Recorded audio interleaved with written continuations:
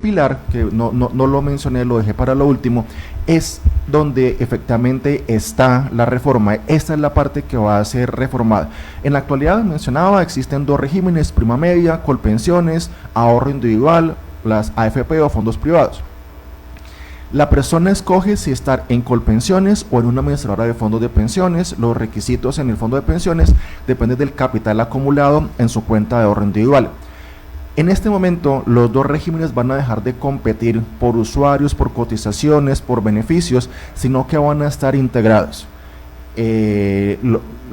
Según el salario de la persona, los primeros 3 salarios serán cotizados a prima media, Colpensiones, y a partir del tercer salario, o sea, 3 salarios, si tiene un salario superior a 3 salarios mínimos legales mensuales vigentes, podrá sus cotizaciones serán realizadas al régimen de ahorro individual con solidaridad, a alguna de las administradoras de fondos de pensiones a la que se haya afiliado el cotizante. Entonces, ese es el único cambio como tal que se tiene. Y específicamente, digamos que es donde se centra la discusión.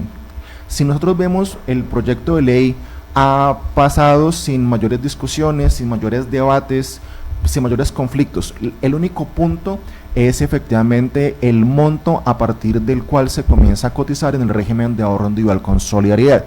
¿Por qué razón?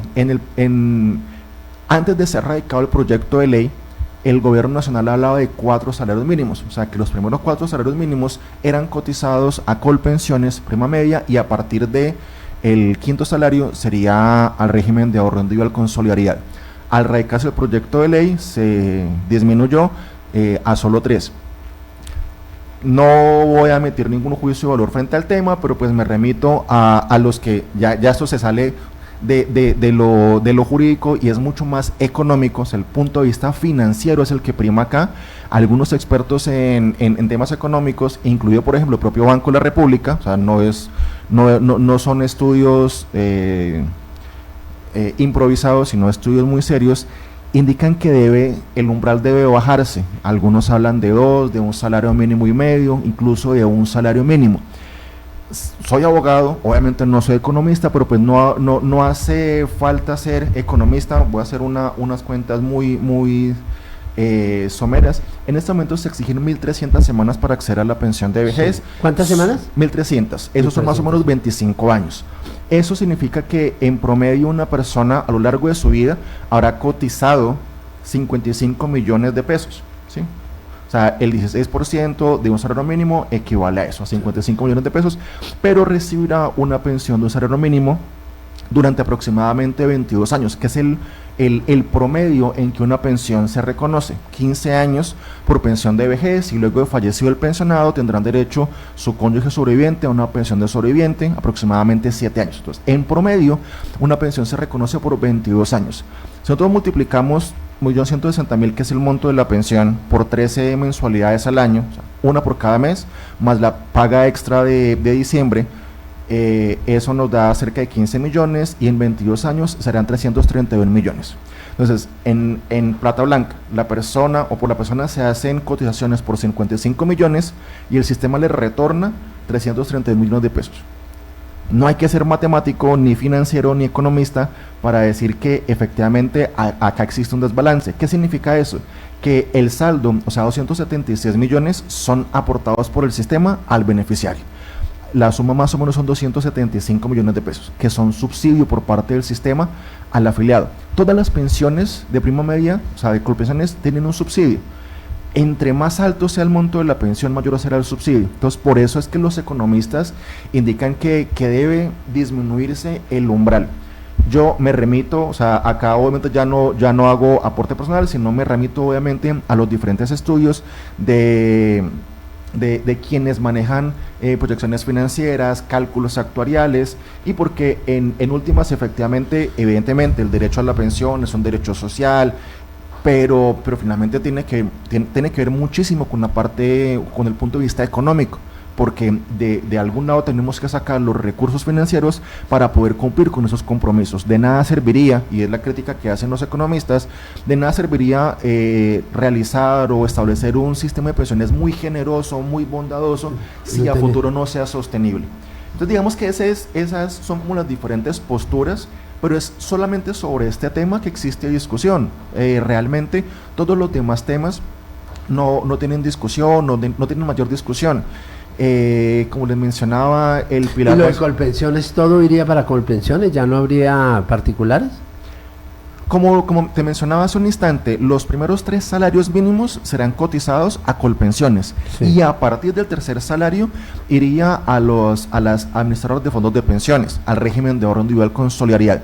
Entonces Colpensiones seguiría administrando los recursos hasta por 3 salarios mínimos y reconocería la pensión. Entonces, por ejemplo, a futuro, una persona cumple con todos sus requisitos, una parte de su pensión será pagada por Colpensiones y la otra parte de la pensión será pagada por la administradora de fondos de pensiones a la cual pertenezca o haya escogido el afiliado.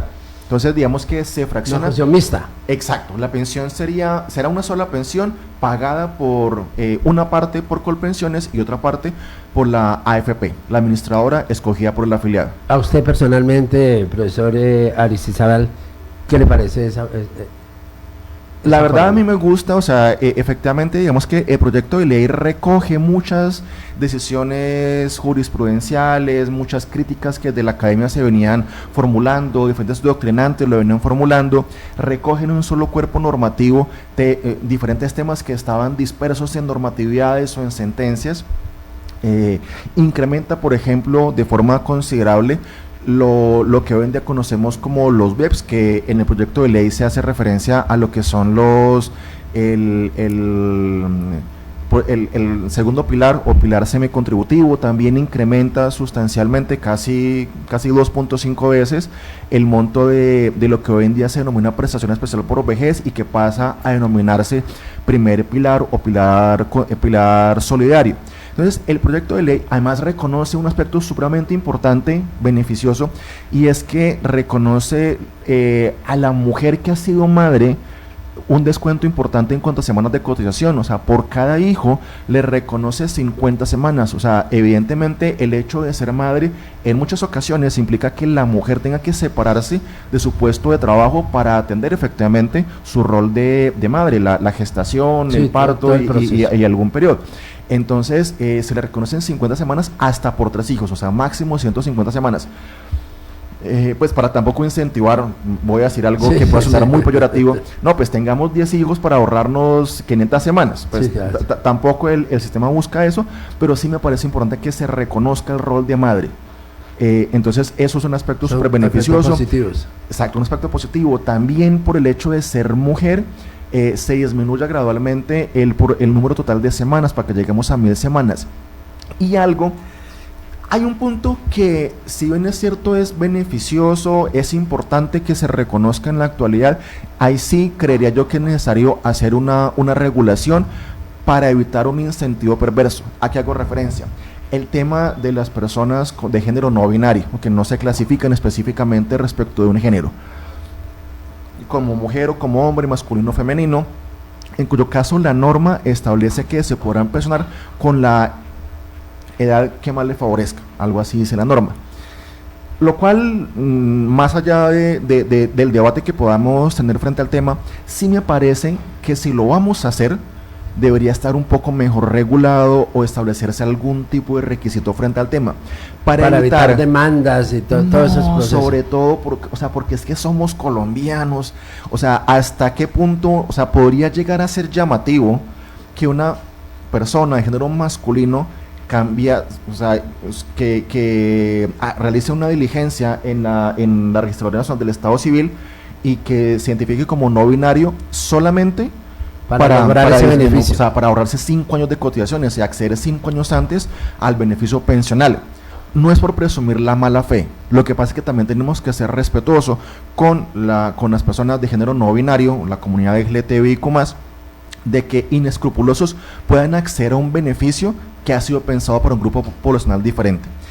¿Y qué ha pasado? O sea, en este momento se encuentra absolutamente disparado las solicitudes de cambio de género o para caer como no binario o como mujer en España. O sea, se ha disparado casi en un 800%. A raíz de eso. A raíz de eso. Entonces, aprendiendo experiencias extranjeras, o sea, no estoy indicando que copiemos y peguemos, no, pero sí es importante conocer experiencias ajenas para efectivamente evitar ese tipo de errores. Entonces, si se va a hacer, hagámoslo, pero hagámoslo bien, hagámoslo al derecho, para evitar suspicacias, para que no haya dudas, para que efectivamente, o sea, con el mayor respeto que nos merece toda la comunidad LGTBIQ+, o sea, los derechos que les han sido reconocidos ha sido a fuerza, a tesón, ha sido una lucha social muy importante, como para que otras personas se hagan pasar de vivos, de avivatos, muy colombianos, muy criollos, aprovechemos esa situación de forma inescrupulosa y que eso pues también obviamente generará un impacto económico en el sistema. Entonces hay que tener cuidado con ese tipo de posturas. Hagámoslo, pero hagámoslo bien, regulémoslo adecuadamente para no estar más adelante sufriendo el tema. Y hay experiencias, obviamente lo que usted acaba de decir de España, eso no es malo, por ejemplo, el tema de salud pues fue copiado también de otros países, el tema de la ley y de la justicia pues también pues proviene o es copiada de otros países. Eso es importante. Yo tengo una pregunta, claro que sí. El profesor Eri Aristizábal, abogado él y profesor de la Facultad de Derecho, hablando hoy de la reforma pensional. En el caso, por ejemplo, aquí tenemos a Enrique, ya tiene el tiempo de pensión, sí. O sea, ya tiene las semanas cotizadas lejos, sí. Y así como él, hay muchas personas que nos están escuchando en este momento. ¿Qué le falta? La edad. Uno de los requisitos importantes, son dos, ¿no? El primero, tener las semanas, y segundo, tener la edad. Yo creo que esos son los dos requisitos fundamentales. Usualmente es más fácil adquirir la edad que las semanas de cotización. ¿Por qué razón? Porque el colombiano trabaja mucho. Una cosa es trabajar y otra cosa es que haya cotizado al sistema. En el caso de Enrique, efectivamente, es de los afortunados que ha logrado efectivamente cotizar. Entonces, en el caso de Enrique... Entonces ya tiene las semanas, ¿a él será que le reconocen algo? Porque no, es diferente al que llega exactamente a los 62 años, por ejemplo, a los 61, ya cuando va a cumplir los 62, cumple las semanas de pensión, ¿correcto? Tiene derecho. Hay un aspecto importante que es poco conocido, y es que con las 1.300 semanas se tiene derecho a la pensión básica, que ascendería más o menos al 65% del ingreso base de cotización. Sí. Pero por cada 50 semanas adicionales, después de las 1.300, se incrementará el porcentaje. Entonces, digamos, por 1.350 semanas sería ya no 65, sino 66.5. Así hasta llegar al 80% del ingreso base de cotización. Entonces, entre más semanas tengas, se incrementará el monto de la pensión. Entonces, también es importante reconocer eso. Eso es importante. Y en esa, pero eso ha estado... Pero eso, la reforma ya está, eso es dentro de o sea, incluso está ni siquiera de la ley 100, desde antes de la ley 100 ya estaba eso. Y se ha venido se ha venido conservando ese beneficio. Porque me parece justo, ¿no? Claro, a quien más cotiza, a quien más ha estado creyendo en el sistema, pues también es lógico y es sensato que se le reconozca económicamente hablando ese mayor aporte. Entonces, pues también ahí lo vemos. La norma, ya que tocas un tema parecido, un tema similar, es el caso contrario. La persona ya cuenta con la edad, pero no cuenta con las semanas, que es lo que frecuentemente ocurre en el contexto colombiano. Ese es el caso. En este caso, en este momento, lastimosamente no tendría, hoy, 24 de octubre de 2003, no tiene ningún derecho pensional. La norma que consagra que si ya cuenta con la edad y tiene al menos 1.000 semanas, en el caso de los hombres, en el caso de las mujeres, deben ser 850, creo. Acá sí patina un poco, pero entonces si ya tiene la edad y le faltan semanas, puede recibir una pensión anticipada de vejez, es decir, ya se le comienza a pagar la pensión de vejez, pero continuará cotizando hasta, o sea, de su pensión se le descuenta para pensión hasta completar las 1.300 semanas, y ya ahí sí dejará de cotizar. Entonces ya por lo menos teniendo que serían 6 años más o menos que puede recibir en forma anticipada la pensión. Pues también es un beneficio importante que consagra este nuevo cambio legislativo.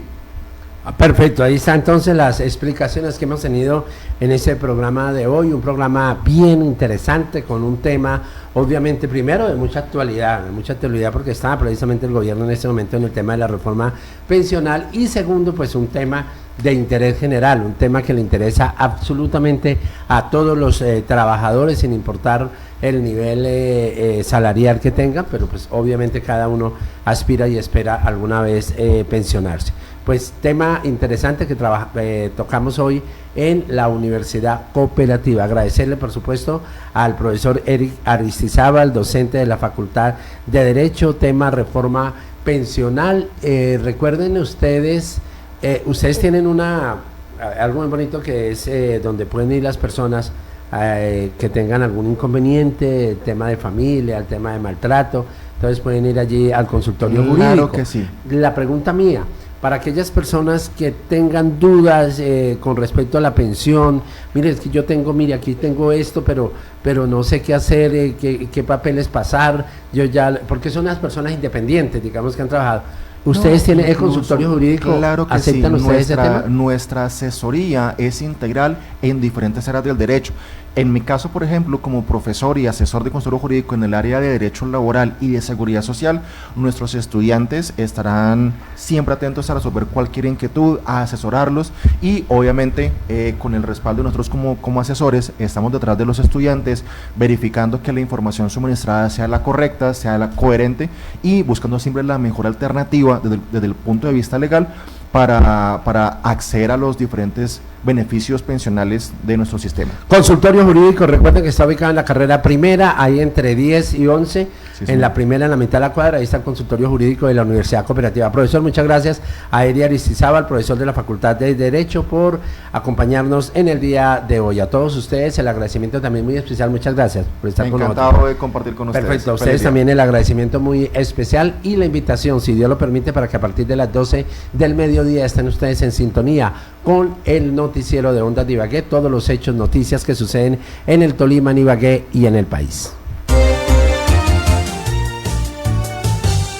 Desde Ibagué, la capital del departamento del Tolima, esta es Ondas de Ibagué, 1470 AM, HJTV. Ondas de Ibagué, siempre la más